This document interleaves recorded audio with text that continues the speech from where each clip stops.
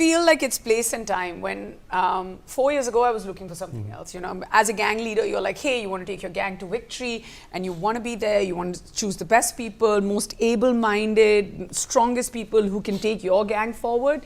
But I kind of want to now look at people who won't buckle under pressure, because it's a high pressure show, who want to play with honesty, with strength, with integrity, with all of that. Because I feel like the examples I want to lead by are the kind of people that I want to get in my team. Now, having said that, sometimes you find the right combination, sometimes you don't, and also place and time. You know, I'm coming back 4 years later. What I'm probably looking for is not something that someone else is looking for. And God forbid we're all looking for the same thing. That's when the fights really begin. So yeah, I mean, I'm looking for a different set of qualities. You'll never be able to point your finger and say that, hey, you know, this is the guy, and you know, this is what a roadie should be kind of made of. And also, you know, it baffles me, and I really want to say this on national television, that it baffles me, the amount of love, the craze, the phenomena of a show this is, and the reach it has, the belief it has, the adventure it promises, the nostalgia it has, all of that. You know, I mean, it's amazing how it's been built. And sometimes you just can't answer this question. Like, what are you looking for? We'll probably, by the time these thousands and thousands and thousands of people actually, you know, clear different rounds of interviews, make it to where we'll be sitting to talk to them. Even then, we probably may not make the right decision, but what I'm looking for is going to be out in the open, I think, in a few weeks from now. Okay. Who is, you know, what has been your most bizarre or funniest or, you know, worst audition so far? I have to ask you. Bizarre, funniest and worst are three different things. True. So, I mean, the worst may not be the funniest. True. And for a different reason, maybe. Yeah, and the most bizarre may, like, you know, I think the funniest ones have to be like, describe yourself in a few words, and they say that, you know, they're strong, they're smart, they're intelligent, and all of that. And you know, you ask them really basic general knowledge questions, really basic. Like I would imagine the most, you know, like pre-primary level general knowledge stuff, and they can't answer. And then you know how they try and get out of the loop every time. It's funny and it's cute and all of that. And I think the physicality ones can get really funny and bizarre. Also when they call themselves really strong and we're like 5 pull-ups. I would say like that's basic stuff, right? It's roadies, you've got to be strong, you've got to show them that strength. And then they just can't. And the ones that throw me off a lot are the ones where, you know, there'll be like this extremely like dainty looking person, or like, you know, very calm looking person, most zen looking person who'll come in, and you're like, now let's just see what qualities this person brings in. And then boom, like they'll take you by surprise, be like, oh my God, no, not this. And you know, they just throw so much back at you. A couple of them, what was the third one you said? Funniest, most bizarre, and worst. Worst are the ones that we get trolled for. I mean, we always have our kind of intentions in our heart in the right place. And a lot of times, you know, it's taken out of context and it's put out very, very differently. And those are the ones you're like, damn, what's going on? And the virality of it is just... True. Is there a favorite gang member who you found? I know how bonds are often formed on this show. We see the bond between Prince and Ranvijay, and we see other members, you know, who these guys have found, and you know how they stick up for each other. Who's been your favorite? You mean like a find roadie? Yeah. I would say a lot of people in my gang, because it's funny because not everybody wants to come to my gang, and I mean, although, you know, I have won a couple of times, and then the ones who finally make it and the ones who actually come, I'm just like, hey, thank God, at least you said yes. But I really value the faith they show in me. A lot of them have been absolutely fantastic, but I'm going to admit that my bond with all the gang leaders from the past, I mean... and we saw it the other day when you and Prince and Ranvijay put up a photo. I think it went viral. I mean, it's just nice because, you know, you've spent so much time with them, you're away from home, you're kind of living this life, and you're on a road trip. I cannot tell you how nostalgic it is. It almost feels like, you know, you're back at school, and it's like, and when you're raised like the way I am or Run is. You know, we come from these really, really cool 4G schools and that kind of upbringing. So just being on the road or riding our bikes and then, you know, stopping at like, you know, on the highway and grabbing a meal, just all that feels fantastic. I mean, it's something where you have to sometimes pinch yourself and say that, hey, I can't believe that. And then I'm the doing competitive this. one is Prince. Oh yeah. Yeah. I mean, oh yeah. It really, it's beyond me how he can be these two people in one, where he can be so competitive, and then once the cameras are off, he can be so kind. Yeah. But I think the off-camera Prince is the one I like more. Okay, let's now talk about, of course, how life off camera has also been for you. As you said, you know, you took a break because you became a mother again. So how has that been for you, motherhood? You know, how has that changed you? And also, you know, bringing up your kids, is it often that you learn from them as well? Of course, you're teaching them a lot, but vice versa too? Yeah, it is. I mean, it's been absolutely fantastic. So we have our little girl Meher, who's 6, our little boy Gurek, who's 6, my God. Yeah, she's turning 6 in a few weeks from now. Our little boy Gurek, who's just turned 3, and it's been absolutely fantastic. It's been an adventure of a lifetime, and you know, I see it going on to infinity. And as a mom, you know, I'm like every other mom. You know, I wake up way before, like in the wee hours of the morning. I run short of 24 hours, also seem very little for me. But at the same time, you know, when I hit the bed, I'm like, I hit it with a thud and I feel like the day's over. But to say that to have this work-life balance, it's you're living in a mythical world, because some days work is great. Like for instance, I'm sitting here, I'm having this chat, I'm live on television, it feels absolutely fantastic. My kids' classes got cancelled, so I quickly told my husband that, you know, put on TV, and even if it's on mute, let them just see Mama and not watch, because my son's watching Wonder Woman and Batman, so hopefully like this will change something. It will. But I'm just saying that, you know, one day you feel very stretched in one direction, one day you feel very stretched in the other direction. But I promise you, I wouldn't want it any other way, you know. And as I feel like as women, as parents, we want to do it all, and we want to do it all really well. And I'm one of those prime suspects who wants to, you know, be there for school drop off, get my work done, work out, be there for school pickup, catch a flight, come here for my interview, and then at the end of the day also say, oh, I'm so tired, I wish I can get a break, but I don't want that break. True. So yeah, it's been very exciting. Motherhood has been very exciting. It's been very overwhelming, and as you said, Angad is taking care of the kids today. What's one quality of Angad that we perhaps don't know, or you know, that you'd like to share with us, of course, today? And also one thing about him that's changed after he's become a father too. Ooh, I mean, I think I feel like, I mean, apart from the fact that he has a great sense of humor, but I don't need to quote that.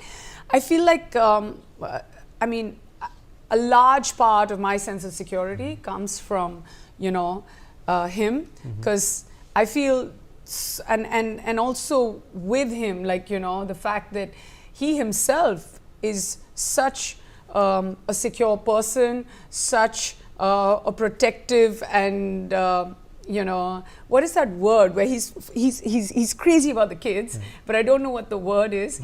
And I mean, as a partner, I don't think I could have asked for more, because I just feel like behind, like, you know, what is that saying, that behind every successful man there's a woman? There used to be that saying. I'm not going to go that far, but behind every working woman also is her partner, is her man. And you know, I am here because we both understand that there are days that he'll have to go to work and there are days that I need to go to work. And you know, I don't think that I could have asked for more. And I literally have, like, you know, I'm really not one, and I say this to everybody, I'm not one to go out there and have this or propose equal parenting. I feel like it needs to come naturally. It needs to be, your duties need to be unspoken, unsaid, and that's the equation we have. And yeah, the friendship, we bank on it every day. It's great. Okay. I'm sure he's going to take out many faults in this interview right now, and I'm hoping he's not watching. Okay. Your father-in-law, Bishan Singh Bedi, of course, was an absolute legend. Yes. And you just had an event recently in Delhi where so many people came out for him. That shows the goodwill that he still enjoys. You know, just tell us about how that has been for you, seeing it, of course, as a fan and also as a family member. it's so kind that you actually would bring it up. But what we wanted to do by celebrating Dad, I mean, of course, we celebrate and talk about him every day.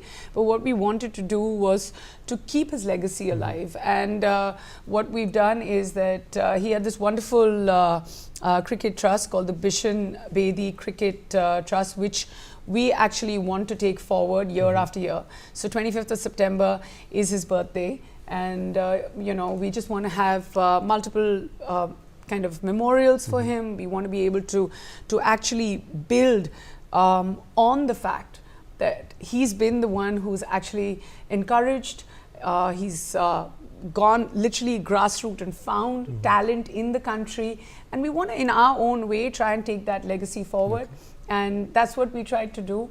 It's as harsh as the reality of it is that 23rd of October will be a year since he left us, but we always want to make sure that everyone has him in his memories, but we also want to take the fact that we want to keep him alive through the trust, most importantly, everything that he stood for, and all his teachings. And we're never going to let that go. Okay, last 2-3 quick questions before we let you go, because there's a lot that's happening this weekend for you in Delhi. But I have to quickly ask you, you were looking very elegant in white today, your airport look.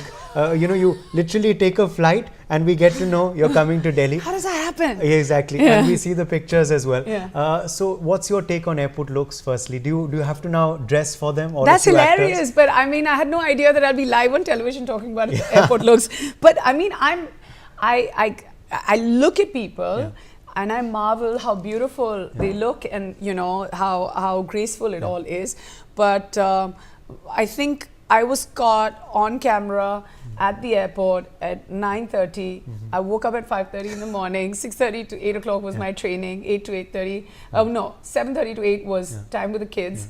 And I think I, 1 minute before getting out of the car, I was brushing my hair because I was a complete mess. But then you got to keep yourself together.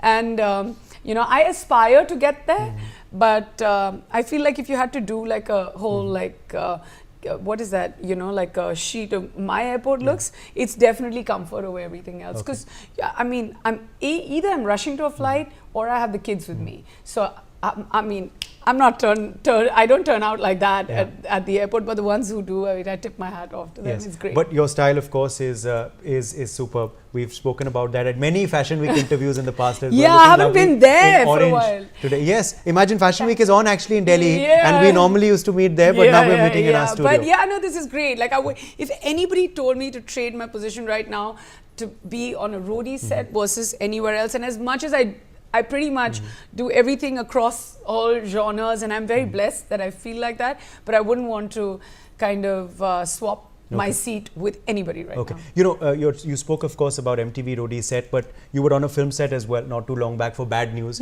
which came out, of course, earlier this year, and people loved your performance in that. People really enjoyed the movie. But why so less of you in films as well? And why not perhaps an OTT outing for you as well? I do have an OTT show that's coming out. It's around mental health. It's called Therapy. It's my next one. And but apart from that, as far as films are concerned, the offers are very few and far between. Then you've got to choose. Then you've got to do time management, and it's a tough one because you're like, should I be doing this versus should I be on like the sets of Roadies? Like there was a big decision that I had to make right now, but genuinely, to be completely honest, what I want to do versus what is offered to me, there is a lag in the middle, and it doesn't mean that. And I feel like if you've been in the industry for 20 plus years, you don't have to jump at everything that comes your way, because some of them are opportunities and some of them are jobs. So you need to find the next best opportunity to actually, take you to the next level. Otherwise, I feel like that's where I come from, that as an actor, you can preserve yourself and then be seen lesser, as opposed to being seen everywhere, especially when you work for 20 years, because I've done that part when I would have like 6 releases a year and I'd always be on a film set and I'd be like, there's nothing else I know how to do. Versus now, where if you're not getting the right kind of offers, if you're not getting the offers that you actually want to be a part of, you don't have to jump at everything, because there are multiple things. You know, I'm an entrepreneur, I'm a producer, I have my own show called No Filter Neha, I'm on Roadies. I mean, my largest full-time job with no offs is I'm a mum of 2, and you know, I can't trade all of that because I just want to be on a film set where I feel like it's a little underwhelming. So yeah, the offers have been underwhelming. Final question then to you. We'll end now with a rapid fire. I am so scared. Can we like turn the live off? And we want you to be no filter. As you said, you have a show called No Filter Neha. So we expect this rapid fire to be no filter. Who's been the favorite guest you've interviewed on No Filter Neha? We'll come back to that. But I will answer that. What's the one? Okay, let's give it to Karan Johar right now. Why? Because he was my first guest and I had literally no idea, very little support as far as audio was concerned. And I think it's safe to say that I was one of the first few people to get into, you know, a podcast, which is now a podcast for us. It's gone video. But he was there, you know, all guns blazing with his answers. And we, like in 3 hours, we had like hundreds of thousands of listens. And yeah, so the first one's always the most favorite. What's that one question you're done with us journalists asking you? So what's next? What's coming up next? You're not going to end on that now. No, I'm not going to end on that. And now I know what not to ask you next time. Thirdly, you know, who's been that one guest, I wouldn't say worst on No Filter Neha, but the one guest that was the most difficult to draw out? Oh, you mean the one who was in a shell? Yeah.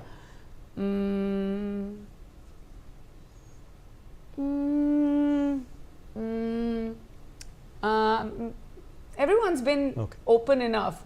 They also say everything, and then there are some of them who ask for edits. So, you know, you got to, there's an honor code to that, and you need to honor that. Yeah, but bolne ke liye, like they all काफी कोई ऐसा नहीं रहा and very few edits also when there are like errors or something like that. Did I get that person's name wrong or something like that? But and also surprisingly, I must tell you, I have done almost 70 interviews and all of them on time. Oh wow. Yeah. I've never been in a situation that I'm waiting for someone more than like 10 or 15 minutes. This is Mumbai, so like, you know, give it 30 minutes. True. Favorite gang leader ever on Roadies from season 1 to 20? Gang leader? Prince, for sure. No one puts up a fight like Prince. I mean, I don't know if he's going to take my name when he goes live, because I mean, he's a double cross kind of guy. But I'd say Prince, my favorite. If I don't see Prince right or left, I'm just like, you know, namak hi nahi hai aaj ke show. And finally, after this recent IFA, where he was superb, and I was there watching as well in Abu Dhabi, SRK of course was amazing, you know, back in the host avatar. So the debate arose again, who's your favorite Khan? Oh my God, who's my favorite Khan? Listen, I'm not saying the rest aren't my favorites, but I think 2 decades ago, I made a statement where I have vocalized it enough. And I will let you... I remember. Yeah, I mean, while I say this, you can paste my quote. You know, that's how you do it on the news, right? Yeah. And you can use that hashtag for sure if you like. But yeah, Shah Rukh Khan. Shah Rukh Khan. Okay. Thank you so much for being No Filter, of course, with us. But for now, it's not No Filter Neha, but MTV Roadies season 20 that you've got to watch for Neha Dhupia. She's of course back in the gang leader avatar, and there's a lot more as she's already told us. So awaiting your auditions. I'm sure the lines are going to be huge tomorrow, and awaiting the show as well. Thank you very much, Neha, for being with us live in our studio. This is lovely, and thank you very much. Watch us, and remember, double cross, not me. Everybody else, and be kind. Okay. And don't double cross us ever. No, never. As long as you don't ask me what's next. Okay, done. Thank you. Let's take a break. Much more coming up on the other side.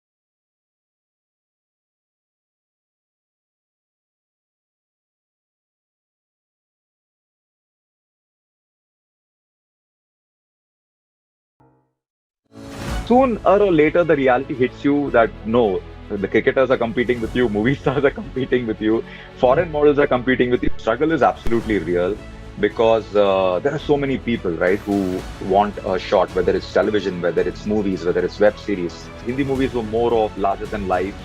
It was Salman Khan's Wanted was doing big money, and it was about the box office, 200 crores, 300 crores. Films influence society, or society influence films. And I think there is no one way, it's not one-way traffic.